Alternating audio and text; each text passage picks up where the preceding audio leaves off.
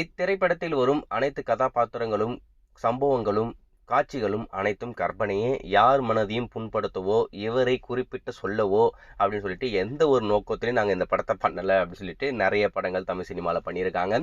ஆனால் அந்த படங்கள்லாம் பெரும்பாலும் உண்மை சம்பவத்தை பேஸ் பண்ணி அதுக்கு ரிலேட்டடாக பண்ணக்கூடிய படமாக தான் இருக்கும். நம்ம ஏஆர் முருகதாஸ் இயக்கத்தில் நம்ம தளபதி விஜய் நடித்து வெளிவந்த சர்க்கார் அந்த படமும் பார்த்தீங்கன்னா ஆல்மோஸ்ட் உண்மை சம்பவம் தான். ஆனால் அவங்க வந்து கற்பனை அப்படின்ற மாதிரி சொல்லி அந்த படத்தை கொண்டு வந்தாங்க. இப்போ டைரக்டர் வெற்றிமாறன் இயக்கத்தில் நம்ம எஸ்டிஆர் அவர்கள் இணைய போகிற இந்த அரசன் திரைப்படமும் அதே மாதிரி தான். நம்ம வெற்றிமாறனை பொறுத்த வரைக்கும் வட சென்னை அந்த இடத்துல நடந்த ஒரு சம்பவம் அவர் கண்ணால் பார்த்த அதை வந்து கற்பனையாக மாற்றி ஒரு யூனிவர்ஸை கிரியேட் பண்ணியிருக்காப்புல வட சென்னை அப்படின்னு சொல்லிட்டு அந்த யூனிவர்ஸ்குள்ளே நம்ம எஸ்டிஆர் இப்போதைக்கு உள்ள வராரு. அந்த படத்துக்கு அரசன் அப்படின்னு டைட்டில் வச்சுருக்காங்க. அந்த படத்துடைய அஃபிஷியல் டைட்டில் ப்ரோமோ நேற்றே ரிலீஸ் பண்ணிட்டாங்க. தியேட்டரில் எக்ஸ்க்ளூசிவாக ஸ்க்ரீனிங் பண்ணிட்டாங்க. இன்னைக்கு காலையில் அஃபிஷியலாக யூடியூப்பில் வரப்போகுது அப்படின்ற மாதிரி சொன்னாங்க. சொன்ன மாதிரி வந்துருச்சு. எப்படி இருக்குது அப்படின்னு கேட்டிங்கன்னா, என்னை பொறுத்த வரைக்கும் அந்த நெல்சன் வர இடங்கள்லாம் என்ன ஒன்றுமே புரியுது, என்ன மாசா இருக்குது அப்படின்ற மாதிரி தான் இருந்தது.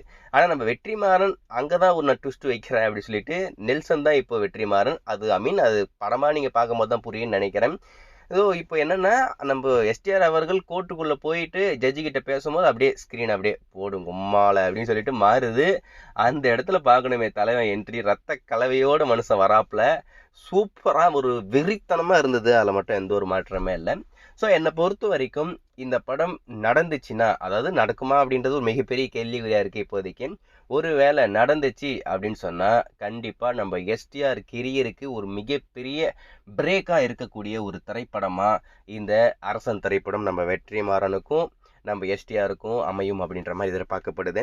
ஸ்டார்டிங்கில் அனிருத் அவருடைய மியூசிக் கொஞ்சம் டல்லாக தான் இருக்குது அப்படின்ற மாதிரி எல்லோரும் ஃபீல் பண்ணுறாங்க. ஏன்னா இது வரைக்கும் சந்தோஷ் நாராயணன், ஜி பிரகாஷ் அவங்களுடைய மியூசிக்லாம் வெற்றிமாறன் காம்போவில் பார்த்துட்டு இப்போ புதுமையாக நம்ம அனிருத் அந்த காம்போக்குள்ளே இணைஞ்சிருக்கிறதுனால எல்லாராலையும் அது அந்தளவுக்கு ஏற்றுக்க முடியல. ஆனால் அது நீங்கள் படமாக பார்க்கும்போது ரொம்ப மிரட்டி விட்ருவாப்புல. அதில் மட்டும் எந்த ஒரு மாற்றமே இல்லை. அந்த சீக்வன்ஸ் வரும் பார்த்தீங்களா, நம்ம தலைவன் கத்தி எடுத்துக்கிட்டு அப்படின்னு வாடா எத்தனை பேர்னா வாங்கடா அப்படின்னு சொல்லிட்டு அப்படியே வெறித்தனமாக வருவார் இல்லையா, அந்த இடத்துல நம்ம அனிருத் ஒரு சம்பவத்தை பண்ணியிருக்காரு பாருங்க, வேற லெவலுங்க, வெறித்தனங்க. அனிருத்தோடைய மியூசிக் எவனாலையுமே அடிச்சுக்க முடியாது. ஸோ சில பேர் அப்படி இருக்குது இப்படி இருக்குது, நாராயணன் இருந்தால் நல்லா இருந்திருக்கும், ஜி பிரகாஷ் இருந்தால் நல்லா இருந்திருக்கும் அப்படின்ற மாதிரி சொல்லிக்கிட்டு இருக்கானுங்க. ஆனால் என்னை பொறுத்த வரைக்கும் அவரே சூப்பராக தான் போட்டிருக்காப்புல. அதில் எந்த ஒரு மாற்றம் இல்லை. சரி, ஓகே. இந்த அரசன் படத்துடைய ப்ரோமோ எப்படி இருக்குது அப்படின்னு கேட்டிங்கன்னா, ஸ்டார்டிங் கொஞ்சம் அப்படியே டல்லாக மெதுவாக தான் போகுது. ஆனால் அதுக்கப்புறம் தான் பேங்காக ஒரு மூமெண்ட்டு ரொம்ப அற்புதமாக மேக் பண்ணியிருந்தாங்க. அதில் மட்டும் எந்த ஒரு மாற்றமே இல்லை. வெற்றிமாறன் இந்த அளவுக்கு பயங்கரமாக பண்ணியிருப்பாரு அப்படின்னு சொல்லிட்டு நான் நினச்சி கூட பார்க்கல.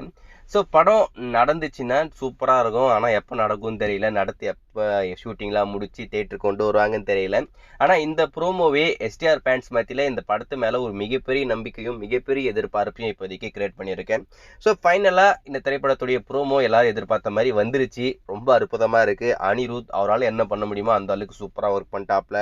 நம்ம எஸ்டிஆருமே அவருடைய உருவ தோற்றத்தையே வேற மாதிரி வேற ஒரு பரிணாமத்தில் வரமாட்டேன்னு நினச்சிங்க, வந்துட்டேன்டா அப்படின்னு சொல்லிட்டு வந்திருக்காப்புல. படம் மட்டும் வந்துச்சுன்னா ரொம்ப பயங்கரமாக இருக்கும். வெயிட் பண்ணி பார்ப்போம். அடுத்த கட்ட அப்டேட் இந்த படத்தை பற்றி என்னதான் வருது அப்படின்னு சொல்லிட்டு.